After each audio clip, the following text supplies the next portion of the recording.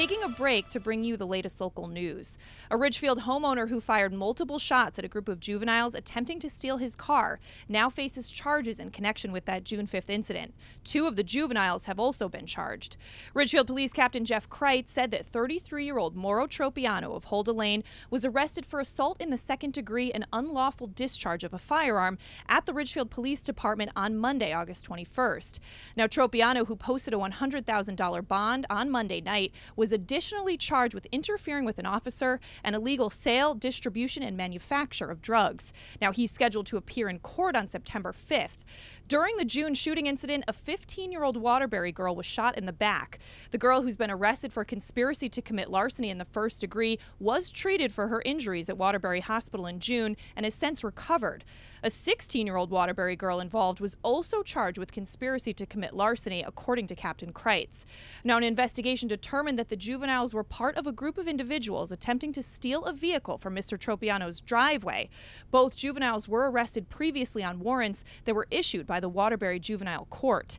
Now, additional suspects are still trying to be identified in connection with that attempted larceny. During the course of the investigation, police searched Tropiano's residence, which led to the discovery of 7 pounds of marijuana, $26,000 in cash stuffed into a plastic bucket, as well as a large number of pills and several guns. Well, there's a lot more on that story at theridgefieldpress.com. In other news, state police have charged a Greenwich man with the sexual assault of a 14-year-old girl after a lengthy investigation. On November 12, 2016, Connecticut State Police detectives from the Western District Major Crime initiated an investigation into the sexual assault of the young girl that reportedly occurred in North Canaan.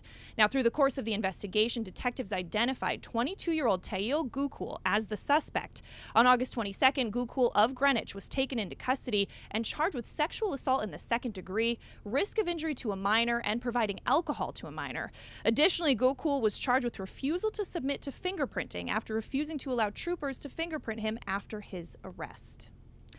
Now, the Reading Police Department is investigating a larceny of a credit card, which occurred on August 17th. The police are asking for assistance in identifying the suspect. The suspect is described as a white female who is usually in the company of another white female with an infant and 1 African-American female juvenile. The credit card was used in the Norwalk and Stamford areas. Anyone with information or who can identify the suspect is asked to contact detectives at the Reading Police Department at 203-938-3400. And in some good news, at 7:30 this morning, state police called off the search for a missing family who had gone hiking in the Naugatuck State Forest. That family, a mother, an 8-year-old daughter, a 4-year-old son, and a family dog, were located and are now safely home. Trooper and EMS were going to check on them today. Initially, the family had been last seen Tuesday evening in the state forest in the area of Oxford. Well, troopers, Southbury, and state police canines were part of that search. And finally, in other news, 4 letters penned by reclusive American author J.D. Salinger are being offered for sale by University Archives based in Westport, where 3 of the 4 letters were written and where Salinger lived while writing The Catcher in the Rye. As such, the letters are returning home to Westport. 3 were handwritten and 1 was reportedly typewritten. All 4 were written to Joyce Miller, who was on the staff of The New Yorker in the late 1940s and 1950s when Salinger was publishing stories in the magazine and writing The Catcher in the Rye.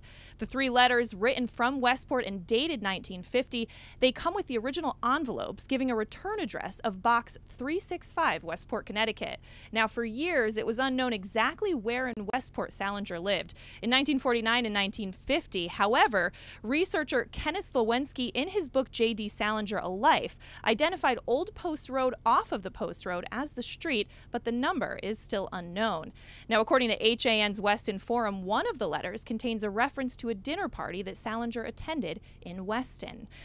Well, that's going to do it for your coffee break news brief. You can follow all the FCAC Tour action on HAN Network social media and see the athlete interviews at HAN.